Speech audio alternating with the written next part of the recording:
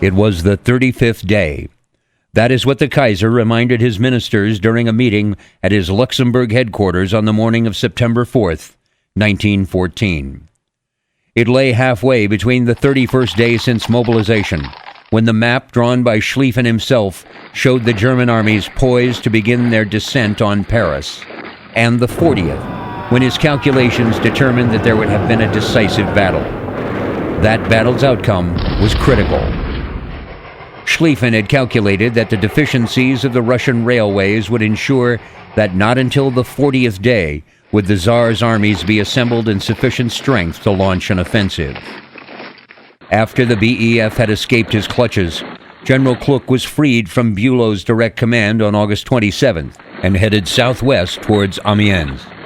By August 28th, the BEF was less of a priority to him as he began to consider wheeling inwards, a move which might enable him to push General Lanrezac away from Paris and to roll up the French Fifth Army's left.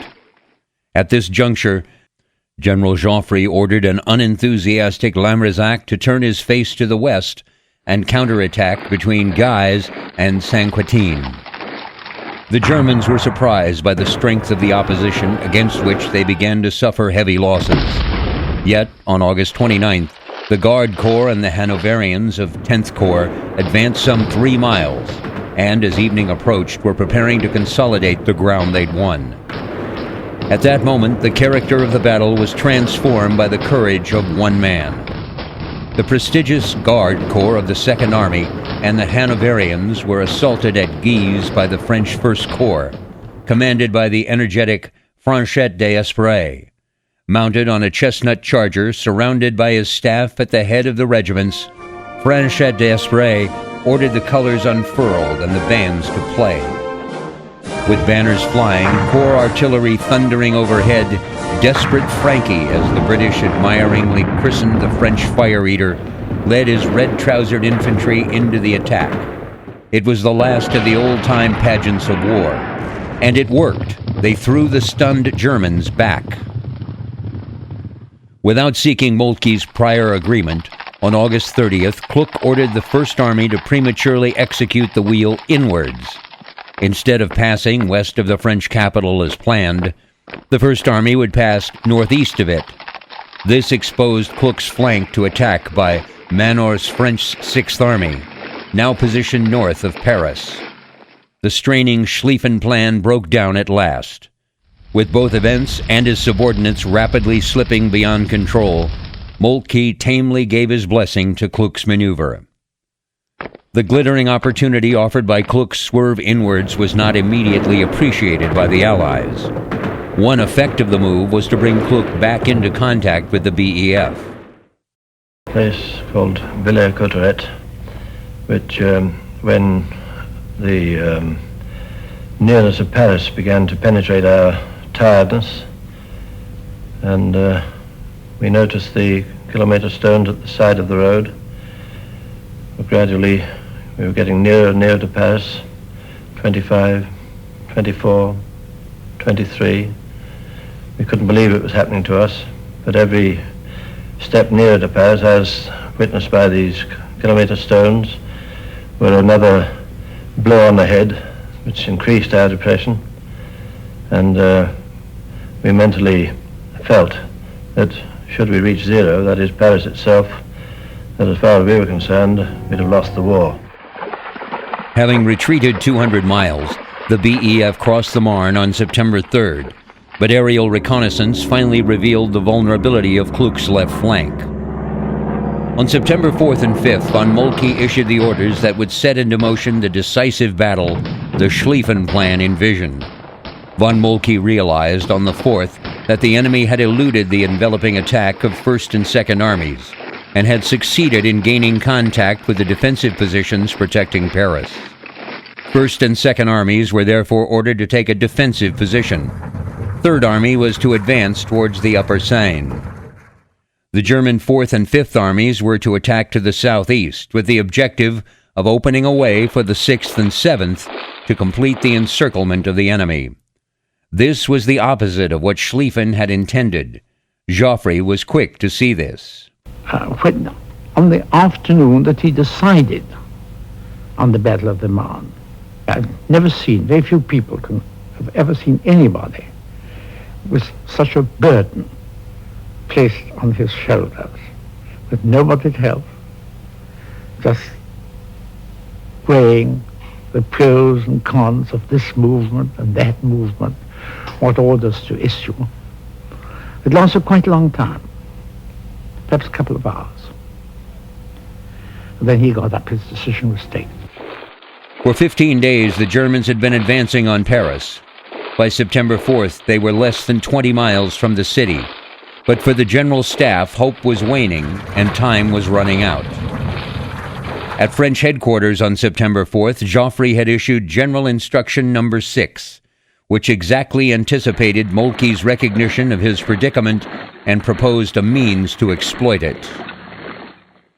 Accordingly, the French Sixth Army, at the outermost extremity, was to cross the Ourcq, a tributary of the Marne, and advance around the German flank, while the BEF, the Fifth Army, and Foch's Ninth Army were to make a fighting advance northward. Effective date of the order was September 6th. The Germans, not the French army, were to be the target of encirclement. What stood in the way of the conception of the order and the completion of the maneuver were water barriers, tributaries to the Marne that would define the coming battle. Those waterways would define the line of action, and that line would favor the Germans, along with the quick thinking by a commander on the spot at a critical moment. That man was General von Grenau, an artillery officer commanding 4th Reserve Corps. On the morning of September 5th, as Minory's 6th Army probed forward to take up an attacking position for the following day, von Grenau received a disquieting report from his cavalry scouts. The mounted patrols located advancing French troops all across the front. As 4th Reserve Corps was aligned at right angles to the waterway and to the rear of von Kluck's 1st Army, that meant that the enemy was maneuvering to take 1st Army in the flank and roll it up. Von Grenau's response was instantaneous and courageous. He decided to attack. As Minory's advance guard moved forward toward the Ourcq in the mid-morning of September 5th, they were suddenly brought under fire by the Germans, who were occupying terrain supposedly empty. The French went to ground. As darkness fell, von Grenau wisely judged he had won the time necessary to save 1st Army from surprise attack, and carefully disengaged his troops. In the bright moonlight, the French followed, launching attacks against positions the Germans had already abandoned.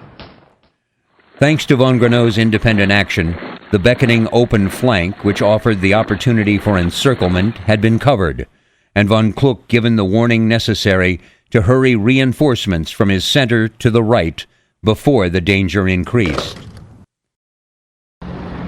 A portion of the garrison of Paris was rushed to the front by commandeered taxicabs.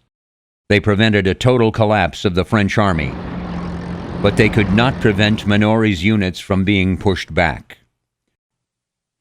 Kluck's further movement westward again extended the gap between the German 1st and 2nd Armies.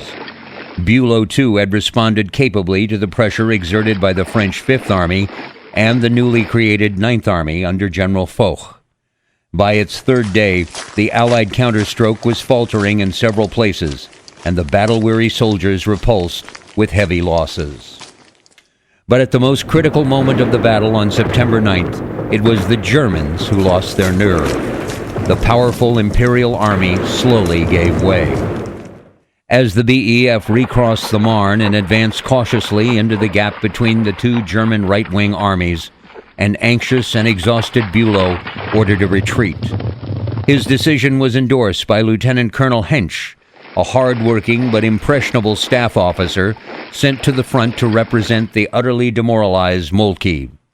Kluck was left with no option but to retire northwards to the Aisne with Bülow. The miracle of the Marne saved Paris and dealt the final blow to German plans for a swift victory in the west. While the nerves of Moltke and Bülow had given way, the stolid Joffre had retained his grip, his reputation, and his authority as the savior of France, and would become unshakable in the following months. Moltke, on the other hand, did not survive long in office. On September 14th, General Erich von Falkenhayn was given control of operations. Although to preserve appearances and morale, Moltke kept his post in name only until November 3rd. However, if the Allies had gained a momentous strategic success on the Marne, they were still a very long way from defeating the German armies.